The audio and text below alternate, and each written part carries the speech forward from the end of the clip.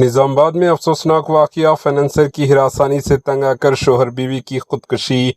Financier کی ہراسانی سے تنگ آ کر شوہر بیوی نے خودکشی کر لی۔ یہ افسوسناک واقعہ ریاست تلنگانہ کے نظام آباد شہر کے گایتری نگر میں پیش آیا۔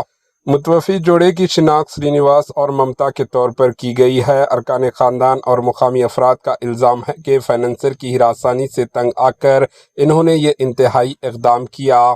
بتایا گیا ہے کہ زائد شرح سود پر یعنی بیاج پر قرض فراہم کر کے فائنانسر اس جوڑے کو ہراساں کر رہا تھا، جس سے تنگ آ کر انہوں نے یہ قدم اٹھایا۔ فائنانسر کے خلاف کارروائی کا مطالبہ کیا جا رہا ہے۔ متعلقہ پولیس نے اس معاملے میں کیس درج کر کے چھان بین شروع کر دی۔ Bureau report AHN news.